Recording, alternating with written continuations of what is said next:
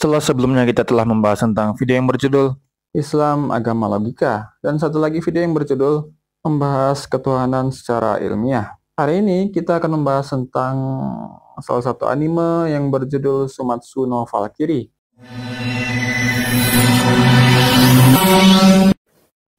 Anime Sumatsu no Valkyrie adalah salah satu anime yang menceritakan tentang pertarungan antara para dewa-dewa yang ada di seluruh dunia melawan para umat manusia. Anime ini bisa dikatakan cukup kontroversial karena anime ini menceritakan ataupun menampilkan semua dewa-dewa dan sesembahan-sesembahan yang eksis di seluruh dunia, sehingga berpotensi menyinggung ataupun mengejek agama-agama yang memiliki sesembahan berupa para dewa-dewa yang ditampilkan di anime ini, misalnya seperti agama Hindu, agama Nordik, dan lain sebagainya. Hingga ada salah satu kasus di mana orang-orang Hindu di India memprotes anime ini dan memboikot anime ini di negaranya, karena anime ini menampilkan dewa agama Hindu, yaitu Dewa Wisnu, secara konyol dan kocak. Namun di balik itu semua, anime ini cukup menampilkan adegan action yang bisa dibilang cukup berhasil karena disertai dengan efek-efek yang bisa dikatakan adalah standar dari anime-anime yang bergenre pertarungan. Ini bisa dikatakan sebuah hal yang wajar karena anime ini sendiri diproduksi oleh Netflix dan juga ditampilkan secara eksklusif di platform mereka. Karena banyaknya para dewa-dewa yang ditampilkan, banyak karakter-karakter utama dan karakter sampingan yang ditampilkan di anime ini. Misalnya dari kaum dewa ada Zeus, Wisnu, Thor, dan lain-lain sebagainya.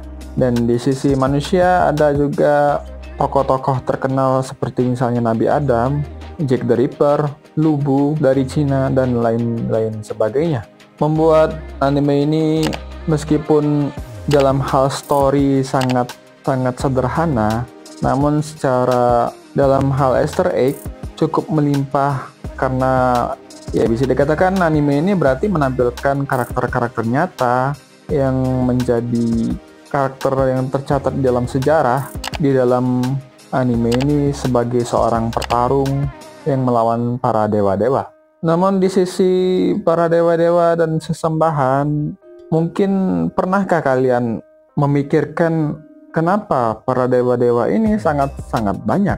Karena seperti yang kita ketahui bahwa apa yang mungkin saya pahami ataupun mungkin kalian juga pernah mengetahui ataupun membaca salah satu buku berjudul Sejarah Agama yang ditulis oleh Karen Armstrong, di mana sebenarnya Tuhan itu pada awalnya hanyalah satu.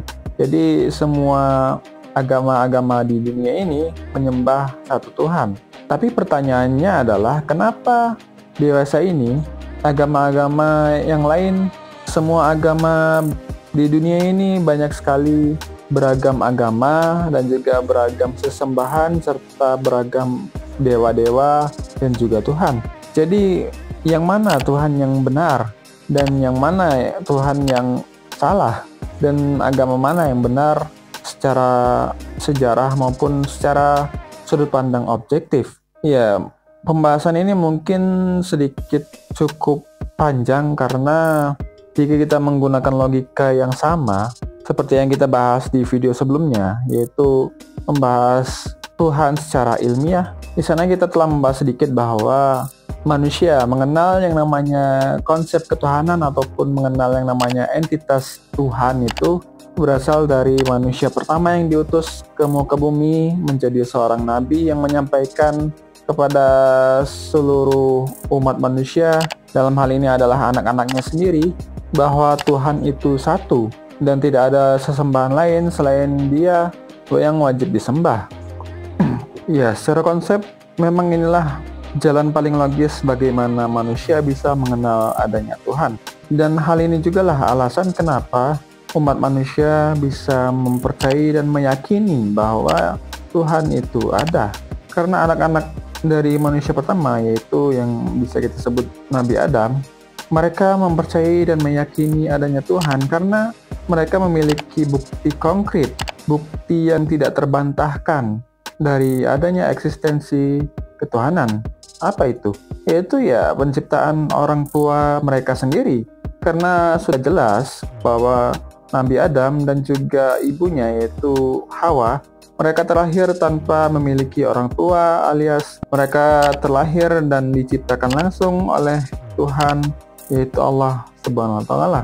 Dan itulah bukti konkret sehingga ketika Nabi Adam mengajari anak-anaknya tentang konsep ketuhanan, mereka dengan serta-merta pastinya akan sangat meyakini dan mempercayai apa yang dikatakan oleh Nabi Adam tersebut. Dan apa yang diajarkan oleh Nabi Adam ini adalah konsep ketuhanan yang masih murni, seperti apa yang dikatakan oleh Karen Armstrong dalam bukunya yang berjudul Sejarah Agama tersebut, di mana ia mengatakan bahwa semua agama di dunia ini berasal dari satu pohon yang sama. Ya, kalau satu pohon yang sama berarti konsep yang disampaikan adalah konsep yang masih murni, alias Tuhan yang satu, atau dalam Islam disebut juga dengan istilah tauhid, dan memiliki spesifikasi yang telah kita mention di video sebelumnya yang berjudul Membahas Tuhan Secara Ilmiah. Lalu mari kita kembali ke pertanyaan awal kita, yaitu kenapa dewasa ini agama-agama semakin banyak dan sesembahan-sesembahan serta dewa-dewa juga semakin beragam.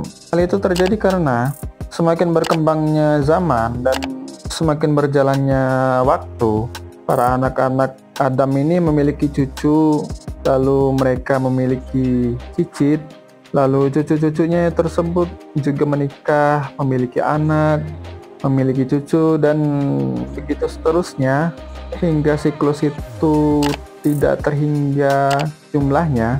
Akhirnya para keturunan-keturunan Nabi Adam dan Hawa yang sudah berapa generasi tersebut, yang bahkan sama sekali tidak pernah bertemu dengan nenek moyang mereka, yaitu Nabi Adam dan Hawa, mungkin ya sudah pasti mereka ketika diajarkan tentang konsep ketuhanan, Tuhan yang satu, Tuhan yang tidak diketahui bentuknya, Tuhan yang tidak memiliki kelemahan dan memiliki kekuatan yang tidak terhingga, mungkin konsep-konsep tersebut tidak bisa diterima oleh beragamnya pemikiran cucu-cucu dan anak-anak Nabi Adam yang telah bergenerasi ini.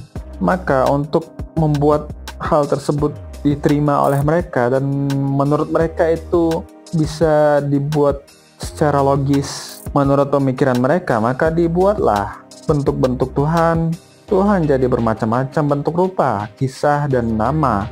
Karena itu kita bisa melihat ataupun mendengar yang namanya dewa-dewa seperti misalnya Zeus, terus tuh dewa-dewa Nordik dan dewa-dewa yang ada di agama-agama Hindu dan lain sebagainya tersebut. Itu adalah hasil pemikiran cucu-cucu dan generasi-generasi keturunan Adam, yang karena keterbatasan pemikiran dan otak, mereka menjadi berusaha keras untuk melogikakan Tuhan menurut pemikiran terbatas mereka. Dan karena keterbatasan pemahaman dan pemikiran orang-orang pada zaman itu untuk menganalisa Tuhan yang tidak berbentuk, maka akhirnya mereka membuat bentuk-bentuk Tuhan itu menjadi fiksi seperti dewa-dewa dan dewi-dewi serta berhala-berhala dan lain sebagainya. Itulah alasan kenapa dewa-dewa di dunia ini dan juga di anime Sumatsu no Valkyrie itu sangat beragam dan sangat banyak sekali. Namun sebenarnya di setiap zaman juga Tuhan Allah tidak serta-merta mendiamkan atau melepas begitu saja para umat manusia menjadi sesat-sesatnya karena ulah pemikiran nenek-nenek moyang mereka.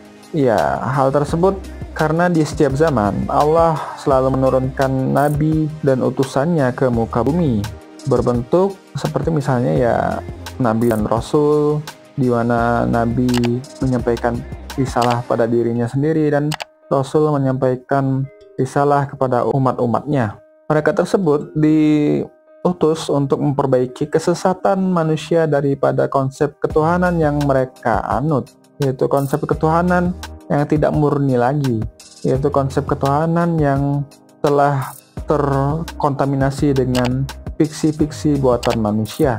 Dan seperti layaknya sebuah keniscayaan, pastinya nabi-nabi tersebut mendapatkan tantangan besar dari beberapa umat terdahulu. Dan seperti yang telah menjadi prinsip manusia, pastilah para umat-umat itu juga di setiap zamannya selalu meminta sebuah bukti bahwa para nabi dan rasul tersebut adalah utusan yang diutus oleh Tuhan di muka bumi. Karena itu, para nabi-nabi diberkahi dengan sebuah kemampuan yang kita sebut juga dengan istilah mukjizat. Jadi sebenarnya ini sebuah hal yang salah kaprah juga sih. Kenapa? Mukjizat itu bukanlah sebuah keajaiban sebenarnya.